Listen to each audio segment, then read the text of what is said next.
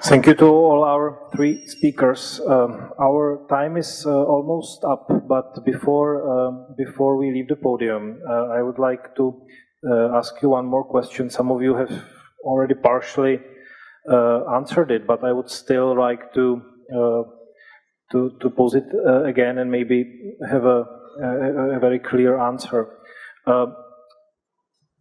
There is this continuous discussion about whether countries, Western countries, democratic countries, should engage in defense of human rights in their foreign policies, whether they should be somehow exchanging this for trade opportunities or for good political relations, etc. You are here in a place of a UN in the city where the League of Nations was seated, and where a part of UN is today. So can you briefly tell us what would you expect from the international community to do? How can specifically international community or individual countries help? What can they do? What can we all do? And we may start from whoever wants, maybe Anastasia.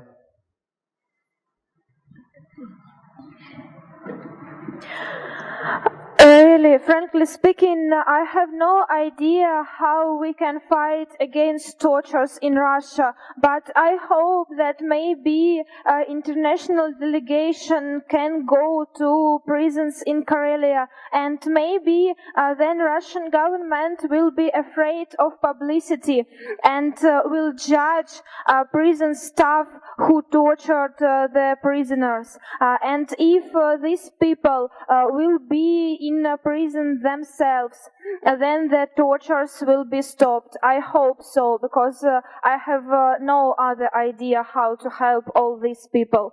And I should say that Ildar is not now in Karelia, he is in Siberia, it's far from Moscow, but I hope he is not in danger anymore.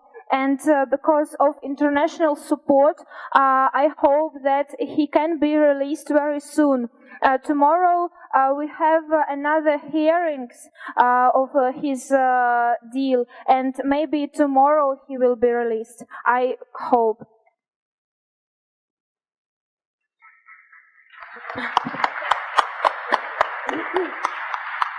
We all very much hope that Ildar will be released tomorrow, and there are good chances for this. And why he will be released, why we have hope, there is a clear answer what you can do to raise awareness, to create publicity. All political prisoners in Russia who were released, they were recognized, they were known on the international arena. Nadezhda Savchenko and Petr Pavlensky, and because of the international community support, they were released. But we have 100 political prisoners more, and you have to raise with these issues when you talk to Russian officials, and to talk about it, and to invite lawyers and defenders of those who cannot speak for themselves, who are political prisoners. And one more thing, I know that with Turkey it's very difficult because of the refugee deal with Europe, but with Russia we don't have any deals between Russia and Europe. Russia is under sanctions, economic sanctions. Russia exports oil and gas, and I think it will never cease to export it to Europe. So human rights first, gas second.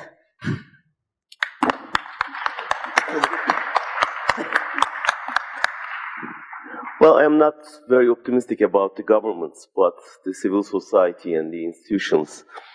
But rather than that, now, till yesterday, I'm just thinking of an idea that if we are here from all over the world, so freedom fighters, suffering people, and strong politicians and figures.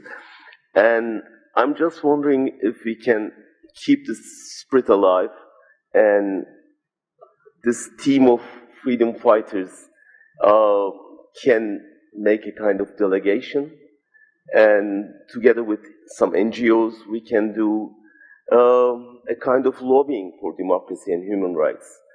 And it will be much more effective than any state's machinery or any NGO, you know, because those are the people who suffered a lot. And they know what torture means, what human rights means by heart. So why not coming together and make this, you know, team, keep this team together, and for the future, this delegation can visit countries, make, you know, a kind of monitoring missions, or apply to the governments, talk to them together with NGOs, and, you know, they can prepare resolutions for EU, UN, etc. So I guess this was a very important opportunity for us to get to know each other, and if we can keep the spirit alive, we can do more for human rights and democracy.